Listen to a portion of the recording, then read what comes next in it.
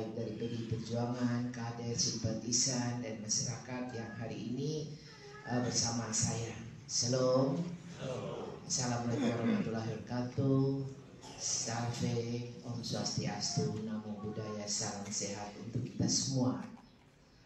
Puji dan syukur kita panjatkan kehadiran Tuhan yang Maha Pengasih dan Penyayang, karena atas tuntunan Tuhan kita masih diberi kehidupan, kesehatan, sehingga kita semua masih bisa berkumpul di rumah jabatan Ketua DPRD Kabupaten Alor. Bapak Mama semua yang saya hormati dan saya kasihi, saya berada di rumah jabatan ini sejak tanggal 17 Oktober tahun 2019.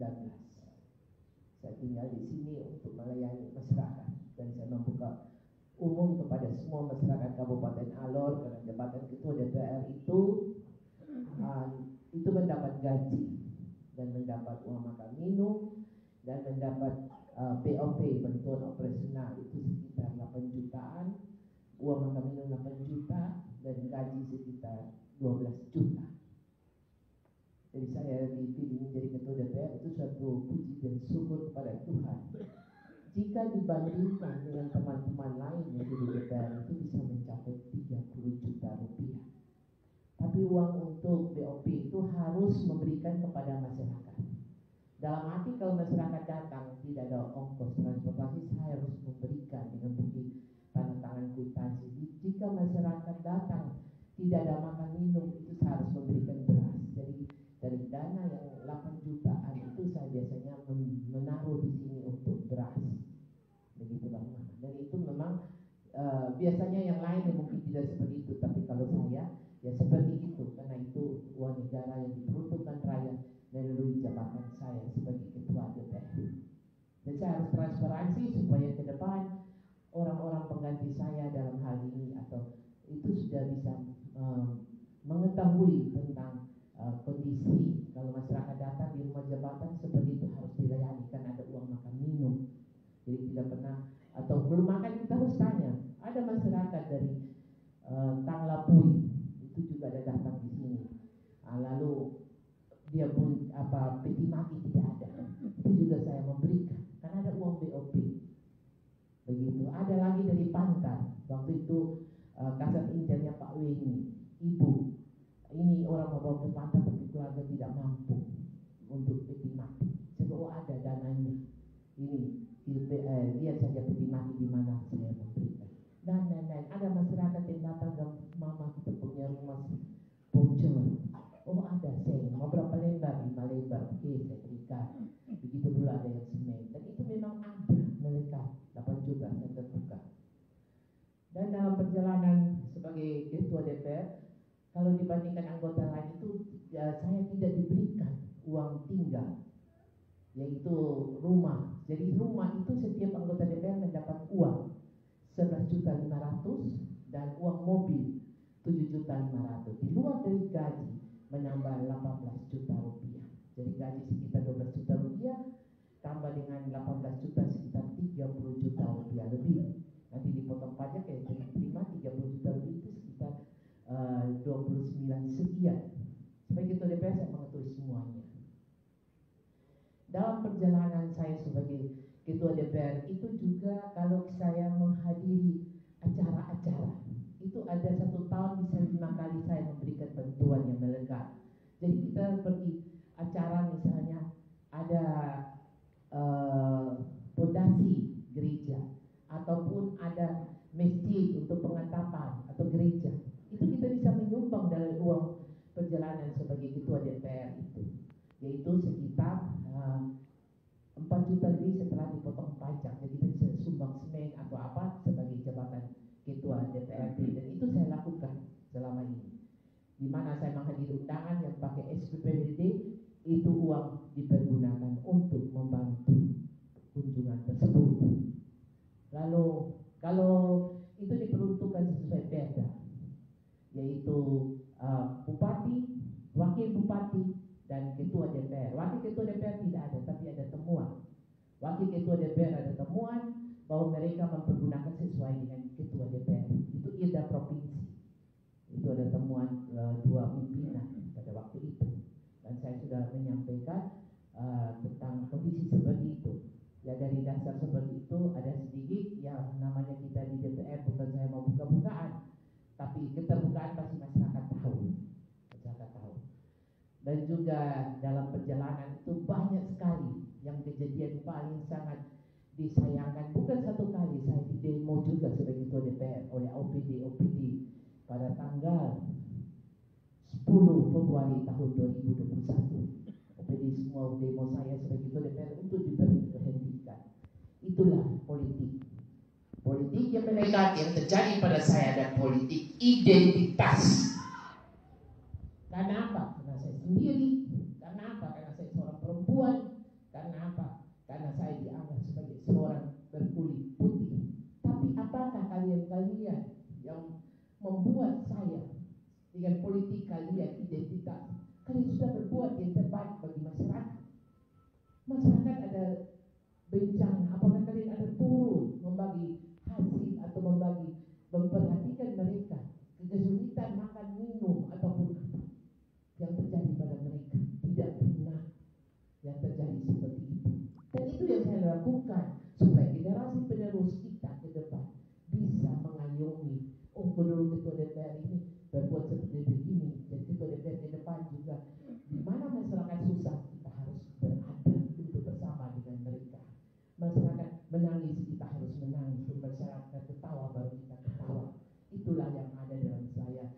Dan memang apa yang disampaikan Bapak Yesta, Bapak John maupun Bapak Bones benar. Saya orang yang memang keras dan komitmen untuk membangun atau untuk bersama. Kalau ada kesalahan ya saya sportif sampaikan, tapi semua harus berpatokan pada peraturan negara ataupun agama masing-masing kita yang harus beretika, bermoral, dan berpikiran sehat dalam menjalankan tugas dan tanggung jawab yang dipercayakan Tuhan dan masyarakat kepada kita. Dalam menjalani tugas sekitar tanggal 25 November tahun 2022, Badan Kehormatan memberhentikan saya dari jabatan Ketua DPR, yaitu ada 16 anggota DPR menandatangani pemufakatan jahat untuk memberhentikan jabatan saya dari Ketua DPR. Dari dasar itu mereka tarik penangkap, dan dari setelah itu mereka melapor kepada Gubernur Provinsi Nusa Tenggara Timur. Lalu dari dasar seperti itu saya membuat gugatan pada Pengadilan Tata Usaha Negara di Kupang, dan Pengadilan Tata Usaha Negara di Kupang tidak memutuskan kalah dan menang. Dia menerima dua-dua gugatan. Tapi yang aneh yaitu jawaban gugatan daripada tergugat belum ada keputusan gubernur, karena gugatan yang dibuat oleh tergugat adalah prematur. Dari dasar itu akhirnya saya naik banding. Saya naik banding Pengadilan Tata Usaha Negara di Mataram, menguatkan bahwa harus ada keputusan Gubernur Provinsi Nusa Tenggara Timur baru Ketua DPR bisa diberhentikan. Setelah itu, dari dasar itu menolak Badan Kehormatan memberhentikan dengan memberhentikan semua hak saya. Jadi tanggal 20 bulan Oktober tahun 2022, yaitu sudah kurang lebih sampai Agustus, 22 bulan hak saya semua diberhentikan. Tapi saya tetap menjalani membayar listrik di rumah negara. Pembantu tidak ada juga, saya menyediakan pembantu.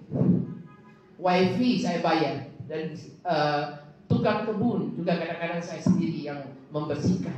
Jadi itulah yang saya harus bertahan demi harga diri masyarakat Kabupaten Alor bahwa jabatan Ketua DPR untuk kebenaran dan keadilan bagi rakyat Kabupaten Alor. Itu yang saya jaga sampai saat ini. Apapun yang mereka buat dengan pikiran kacau dan intimidasi yang sering saya katakan bahwa otak PKI itulah yang dialami oleh saya, oleh orang-orang yang memiliki otak PKI, dan itu saya menyampaikan supaya mereka menyadari, bukan menyadari tapi menjadi.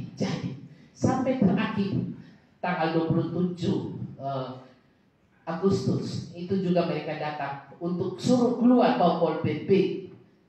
Lalu tanggal 28 ada surat dari Sekda bahwa pimpinan DPR dengan berakhirnya masa jabatan Rumah Negara harus dikembalikan batas sampai tanggal 25 September 2024. Tapi saya sudah sampaikan bahwa Rumah Negara ini sudah menyampaikan pada masyarakat saya akan keluar sampai tanggal 31 Agustus 2024 karena pulsa listrik yang saya bayar sampai tanggal tersebut. Rata-rata untuk pulsa listrik di rumah jabatan ketua DPR itu 2 juta sampai 3 juta rupiah. Jika saya berada di Alor, itu listrik bisa sampai 3 juta. Tapi saya berada di luar Alor, 2 juta lebih tiap bulan. Sudah selama 22 bulan saya membayar. Dan untuk biaya-biaya yang saya keluarkan selama 22 bulan, sudah sekitar 700 juta rupiah uang pribadi saya untuk bertahan demi nama baik dan harga diri masyarakat Kabupaten Alor yang saya cintai ini.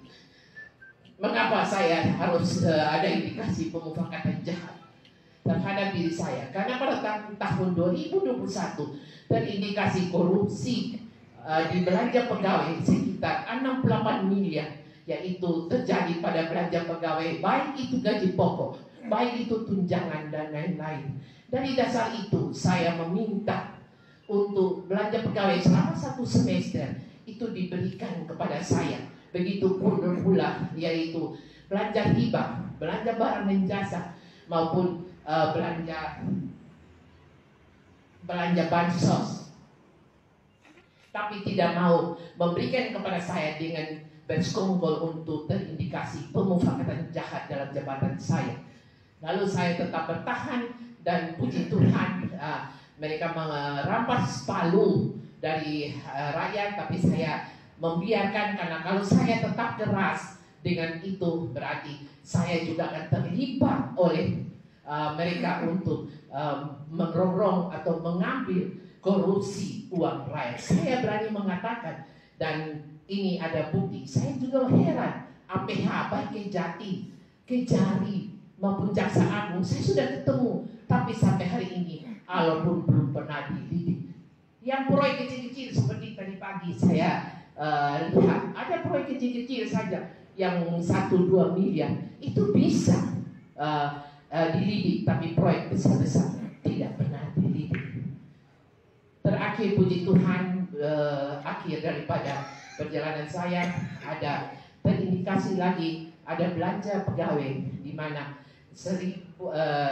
dari Komisi 3 itu untuk belanja pegawai gaji pokok dari Komisi 3 itu satu komisi 1 misalnya 17 OPD, Komisi 2 17 OPD, Komisi 3 itu 19 OPD. Itu terselubung sekitar 13 miliar rupiah.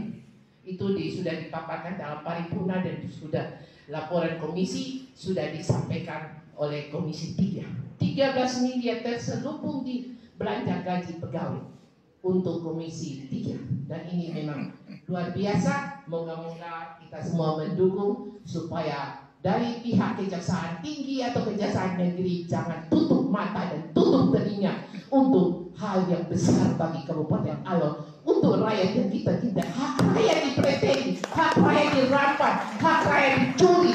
Dan moga-moga Tuhan mendengar doa-doa kita untuk kebenaran dan keadilan, menjadi berkat bagi semua masyarakat Alor.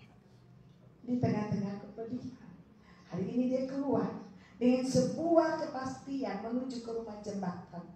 Tuhan telah menganugerahkan kemenangan yang besar, perkumpulan yang panjang. Akhirnya rumah jembatan kita boleh menjadi tempat perteduhannya dengan pasti dalam sebuah keputusan pengadilan. Terima kasih Tuhan. Kami berdoa bagi semua orang yang telah memperlakukan dengan tidak adil bagi hamba-Mu. Engkau mengajarkan kami untuk tidak membalas jahat dengan jahat. Terima kasih. Hamba-Mu tidak bisa membalas semua sakit hati, membalas semua yang jahat dengan jahat. Kami menaikkan doa kami kepada Tuhan, dan kami percaya Tuhan tidak akan tidur melihat semua ketidakadilan. Siapa yang menabur, Tuhan pasti suatu saat akan menuai. Menabur baik, menuai baik. Tapi siapa yang menabur badai, dia akan menuai badai. Inilah keyakinan kami Tuhan. Oleh sebab